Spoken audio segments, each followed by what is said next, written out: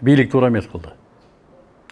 Садыр туура эмес кылды. Мен таң калганым ушул болду. Кудайыңды саттың да сен. Ачык колдогондорго, мына за деп көтөргөндөргө паланча миллион, ал эми кворум кылып бергендер, каршы болсо да кворумду кылып бергендиги үчүн да паланча сом деп атат. Өзүнүн элин акчага сатып алып аткан депутат акча албайбы ушул маселеден? Муфтий болсо эле ооз концерни банка болуш керекпи? Андай позициясы бар да. Казино маселесинде бала артка кайта албайт го менимче. Ошон үчүн бул чечилген маселе. Бул садырдан эле көз каранды болгон маселе эмес да. Билбейм кимдин кандай демилгеси, жана фейк деген бир иттер бар интернетте. Президентке кеңеш берүүгө биринчиден мен даабайм. Ал өтө супер акылдуу адам. Тегерегинде супер гипер акылдуу адамдар бар, кеңешчилер бар. Ушул жогорку кеңеш кумаркаларды ачуу боюнча мыйзам долбоорун 3 окууда кабыл алды. Анан бул боюнча ушул коомчулукта аябагандай кызуу талкуу жаралып, жарандык коомдагы баягы көрүнүктүү адамдар дагы бир терс пикирлерин айтып атат да. Сиздин дагы кечинде соц тармактарга чыгарган видеоңузду кайрылууңузду көргөнбүз. Анан жалпы эле ошол биздин көрөрмандарга өзүңүздүн бир ушул мыйзам долбоор боюнча пикириңизди айтып өтсөңүз эң алгач. Менин оюм балким бийликке жага бербейт. Бирок эми мен атуулмун да. Кыргыз Республикасынын Конституциясы кепилдик берген эркиндигимдин негизинде оюмду айтам да.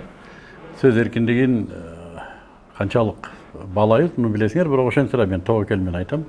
Бийлик туура эмес кылды. Садыр туура эмес кылды. Экономика жерге кирсин да. Элдин мүдөөсү да бар да. Эл арамды жаман көрөт. Эгер бийликке келдиңби? Ооба, элдин кандайдыр бир муктаждыгын аткаруу мойнуңа жүктөлдү. Бирок муну адал жол менен аткара алсаң кылды. Арам жол менен маймыл да кылат. Крокодил да кылат. Арам жол менен койчу эми айбандын баардыгы кылат. Адам эмнеси менен адам десе, мындай адамгерчилиги менен адам да. Биз адамбыз, адамдардын коомубуз да. Болгондо да мусулман коомубуз. Бул мен таң калганым жогорку кеңештеги даваттан баш чыкпаган балдар келди да, даваттан башы чыкпаган балдар келди, депутат болуп. Ошолор келип кол коюп макул деген эмени баскан турбайбы? Мен таң калганым ушул болду. Кудайыңды саттың да сен. Экономика деген сөздүн артында өзүнүн жеке акчасы да турат да, мына эл айтып атат. Мен билбейм, далилим жок. Ачык колдогондорго, мына за деп көтөргөндөргө паланча миллион, ал эми кворум кылып бергендер, каршы болсо да кворумду кылып бергендиги үчүн да паланча сом деп ататмыш. Чын жалганбы билбейм, мен далилим жок. Мен уккан сөзүмдү айтып атам. Канчалык? Ну, канткенде да. Кимдин жүрөгүндө кандай маселе болду билбедим. Муну ар ким өзү жооп берет Кудай алдында да. Элди багабыз деп эле боксак менен бага берген туура эмес. Андан көрө кээ бир нерселерди жегенден көрө биз ачып отурганыбыз абзелирээк болот да. Бу жерде калп эле бюджетке шылтап, калп эле экономикага шылтаган менен мен ойлойм. Жана баш кесмек бар, тил кесмек жок. Мен ойлойм, бу жерде жеке кызыкчылар кетти, кызыкчылыктар кетти. Балким буга чейинки шайлоодо берилген убадалар аткарылып атат. Балким кайсыдыр бир алынган акчалар балким иштелип атат. Мен билбейм, далилим жок. Ну, эл айткан сөздү мен да айтып атам. Ошондой болсо керек. Кандай кызыкчылыктар болушу мүмкүн?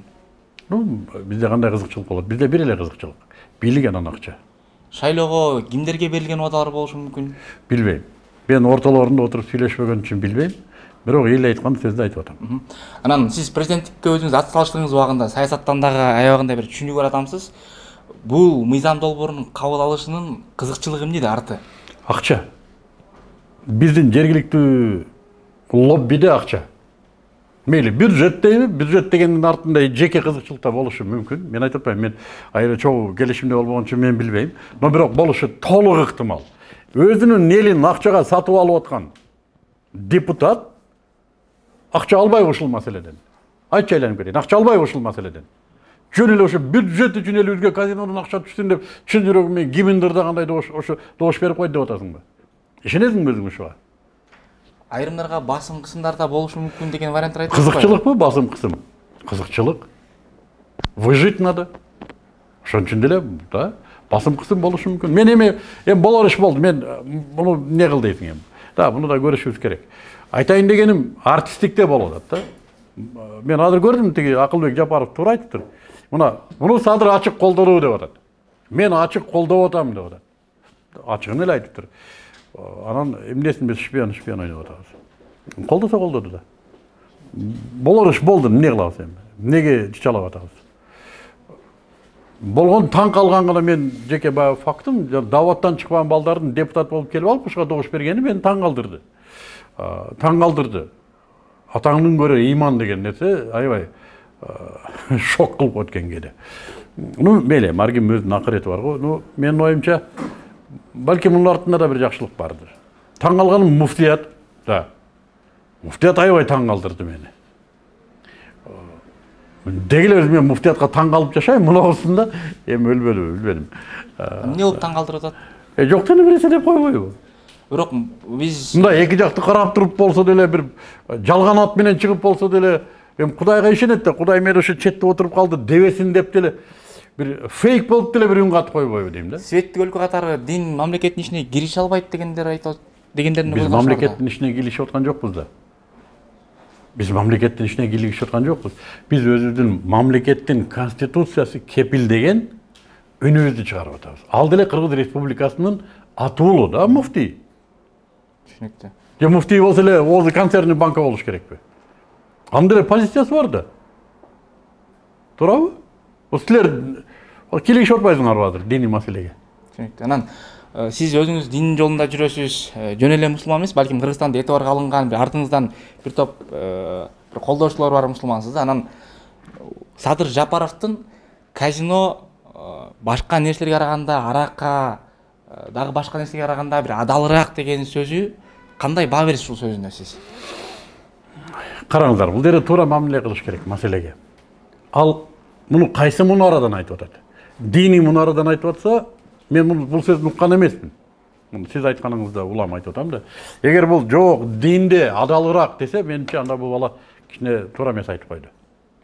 А эгер жок, мен өзүм мындай кыяс кылып, аракка тиги буга караганда казино адалыраак болсо керек деп ойлойм десе, бул анын өзүнүн жеке ою.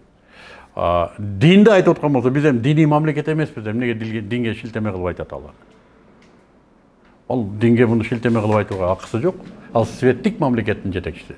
Түшүнүктүү. Анан Садыр Жапаров ошол бир айткан сөзү бар эле. Мага дайыма сын айтып тургула, коомчулук элдер айтып тургула, мен дайыма кабыл алганга, укканга даярмын деген да.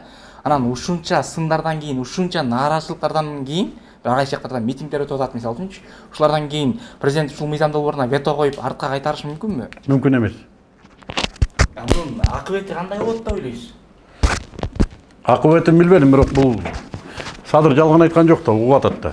Укпайм, кулагымды мынтип тосуп алам деген эмес да, угуп атат. Бирок силердин айтканыңарды кылам деген убадасы жок да. Мен угам деген убадасы бар. Мен айтканыңарды угам деди, бирок чечимди өзү кабыл алат да, өзү билет. Бул биринчи. Экинчиден, казино маселесинде бала артка кайта албайт го менимче. Ошон үчүн бул чечилген маселе. Анан мен бул Садырдан эле көз каранды болгон маселе эмес да. Кимдерден болушу мүмкүн? Бул аябай чоң күчтөр, айтып атпайм. Буга чейинки бийликтегилердин дагында эрки бар экен да, буга мындай каршылык кылып келди да. Биз башында эле айтканбыз, Садыр киргизет казинону деп.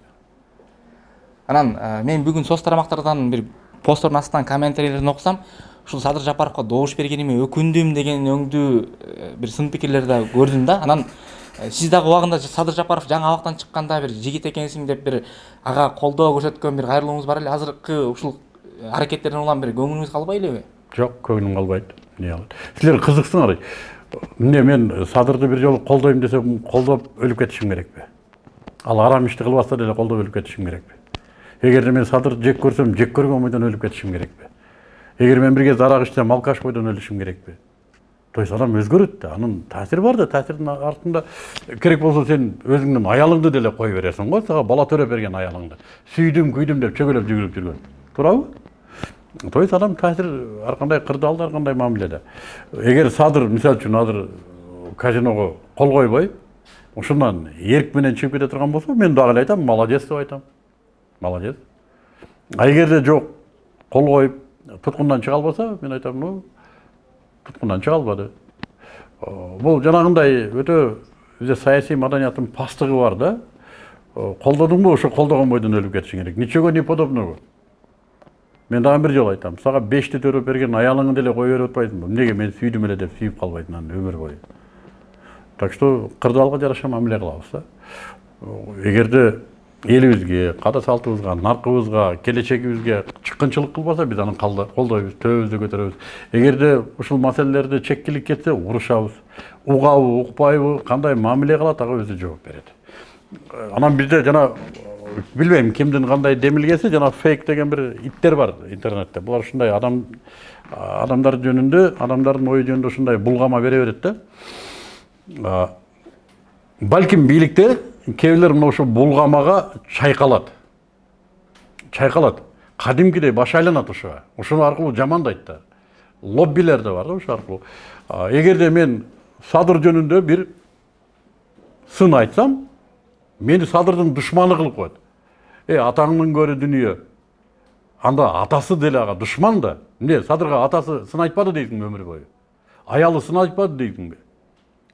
Балдары сын айтпады дейсиңби? Бир туугандары сын айтпады дейсиңби? Жакын болгон үчүн күйүп айтат да, муну мындай кылба деп.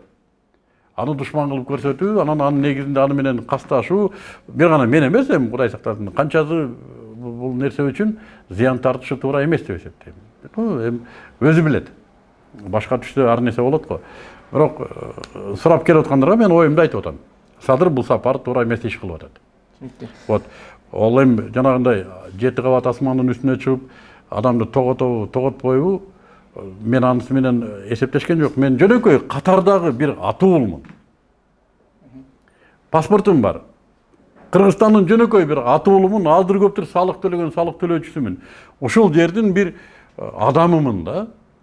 Берге бир жумага бирөө четтен келсе да, анын бирисин айтууга укугу бар да. Мен ошол эле жөнөкөй эле примитивный укугумдан пайдаланып айтып атам да. Мен адам катары эсептебей, мен фигура катары көрөбү, аны айткан жокмун. Сулайман пайгамбар кумурсканын үнүн уккан экен. Бизди жок дени кумурскачалык көрсө дагы бул чоң жетишкендик да, реакция кылсын деген жокмун. Же болбосо бирисини мен көңүлүм бурдуруп бирсе айтайын деген жок. Айланып кетейин. Ушул элдин уулу болгон үчүн алиги жөн эле башыңды чатыңа тыгып отуруп алган туура эмес экен да мындай учурда. Сүйлөйт экенсиң. Угабы укпайбы, реакция кыла кылбайбы, ал кишилердин өздөрүнүн жоопкерлиги. Анан Садыр Жапаров айтпады ошол. Биз муну акчаны алышыбыз керек, мындан дагы. Анткени бюджет ушул нерсеге сөзсүз түрдө муктаж болуп турат депчи. Анан сиз дагы өзүңүз президенттикке барган, талапкер катары баргансыз мурда. Сиздин дагы бир программаңыз болгон дегендей. Анан ушул казинонун ордуна ушул бюджет толтуруунун же бир президентке бир кандай кеңешиңизди берет элеңиз ушул учурдан пайдаланып? Президентке кеңеш берүүгө биринчиден мен даабайм. Ал өтө супер акылдуу адам. Тегерегинде супер гипер акылдуу адамдар бар, кеңешчилер бар. Мен андайга даабайм. Но интуиция негизинде айтам. Арамдан башка да жүздөгөн жолдору болсо керек. Сен на той президентсиң, ошол жолдорду тапканың үчүн. Алдыңан чыккан арамга эле арба алып, моногундан алабыз дей берген ал, президенттик интеллект анчалык эмес да. Андан башка нерсени да издеш, буга жүктөлгөн да. Жүктөлгөн буга. Мен алдыман чыккан арам менен эле толтура берем десе ага сөзсүз президенттин интеллекти талап кылынбайт да. Башка жолун издесе болмок. Менимче берде башка маселе. Айтып атпаймынбы? Адамдын жашоосунда кээде мамлекет, бийлик, эл андан бийик да кээде абзелдүүлүктөр пайда болуп калышы мүмкүн. Муну моюнга алыш керек. Биз билбейбиз. Эмне түрткү болуп атат буга. Рахмат.